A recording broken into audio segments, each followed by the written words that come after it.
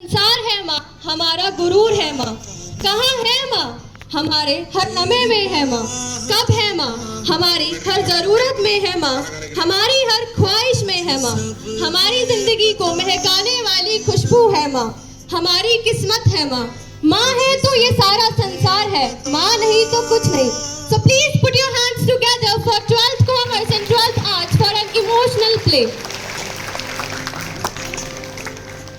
एक बार की बात है, सोनपुर नाम के गांव में राम अपनी अंधी माँ के साथ रहता था। वह एक अकेली अपने बेटे को संभालने वाली थी। जब राम छोटा था तो वह अपनी माँ से बहुत प्यार करता था। माँ, माँ, कहाँ हो तुम माँ? हाँ मेरे बच्चे, बोलो क्या हुआ? जैसे ही राम थोड़ा बड़ा होता है, उसका प्यार अपनी माँ के लिए कम हो जाता है। पर ऐसा क्यों हुआ? क्योंकि उसे एहसास होता है कि उसकी माँ अंधी है और अंधे होने की वजह से उनका चेहरा बदसूरत दिखता है। मैं स्कूल जा रहा हूँ। अरे बेटा रुको, मेरी बात तो सुनो। नहीं, मुझे तुम्हारी बात नहीं सुननी है। मैं स्कूल के लिए लेट हो रहा हूँ और मैं स्कूल जा रहा हूँ। माँ अपना काम करने लगती है और काम करते हुए उन्हें पता चलता है कि राम अपना लंच बॉक्स तो घर पर ही भूल गया है। इसीलिए वह लंच बॉक्स देने उसके स्कूल पहुंचती है। ये लो बेटा राम, तुम्हारा लंच स्कूल ही भूल आए थे। हाँ दो, और अब यहाँ से चली जाओ और मेरे स्कूल कभी वापस मत आना। राम अपनी माँ को स्कूल से बेइज्जत करते हुए घर भेज देता है और वह अपनी माँ को देखकर खुश नहीं होता है।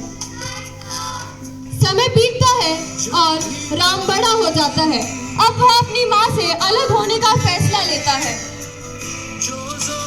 मैंने तुम्हें बहुत संभाल लिया है और अब मेरी अच्छी नौकरी लग गई है और मैं देश छोड़ के जा रहा हूँ। अरे बेटा ऐसे मत करो, मेरा तुम्हारे अलावा है ही कौन? मैं किसके साथ रहूंगी? तुम्हारे अलावा मेरा कोई सहारा नहीं है। तुम जियो या मरो, मुझे कोई फर्क नहीं पड़ता। मैं जा रहा हूँ। अरे बेटा रुको तो, मेरी बात तो सुनो, मेरी बात तो सुनो। अब राम के दूर होने का दुख उसकी माँ सहन नहीं कर पाती है। इसी तरह समय बीतता है और उसकी माँ की तबीयत बिगड़ती ही जाती है और एक दिन उसकी माँ दम तोड़ देती है। तभी राम के पास उनके पड़ोसी का फोन आता है और वह उन्हें बताते हैं कि तुम्हारी माँ अब इस दुनिया में नहीं रही। हमने उनका अंतिम संस्कार कर दिया है और तुम उनकी अस्थियां बहाने के लिए आ जाओ और घर में जो सामान रखा है उसे लेकर चले जाओ।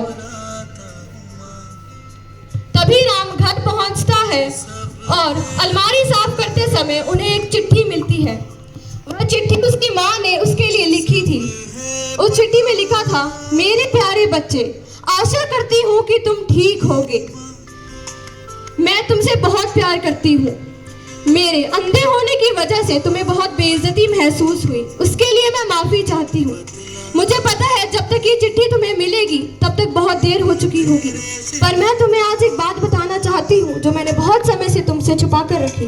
असल में बात ये है कि मैं कभी अंधी थी ही नहीं। बचपन में खेलते समय तुम्हारी आंखों पर चोट लग गई थी, जिस कारण तुम्हारी दोनों आंखें चली गई और तभी मैंने अपनी दोनों आंखें तुम्हें दे दी और इस कारण से मैं अंधी हो गई। अगर मैं आज अंधी ना होती तो मैं भी बहुत खूबसूरत होती। राम, उस चिट्ठी में क्या था? राम, मुझे बताओ राम, क्या था उस चिट्ठी में? काश मैं अपनी माँ को एक बार देख पाता। मैंने अपनी माँ के साथ बहुत बुरा किया। मैं उनकी कभी ममता को समझ ही नहीं पाया। माँ, मुझे माफ कर दो।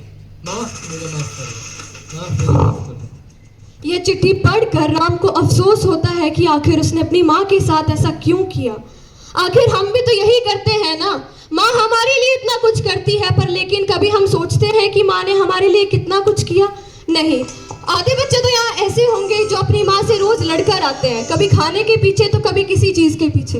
हमें ऐसा नहीं करना चाहिए। हमें हमारी माँ की कदर करनी चाहिए। वह अपना पूरा जीवन हमें खुश रखने में, हमारी सहायता करने में दान कर देती है और हम फिर भी उनके साथ ऐसा करते हैं। हमें ऐसा नहीं करना चाहिए। अब हम इस प्ले को एक शॉर्ट नोट पे खत्म करेंगे। मैं अगर सो ना सकूं रातों को तो नींद उसे भी नहीं आती है।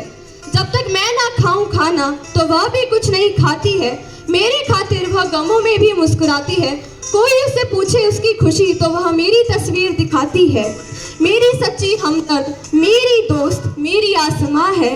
हाँ, इतनी ही महबूब शख्सियत मेरी माँ की है, सिर्फ और सिर्फ मेरी माँ की है। Thank you and happy mother's day to all.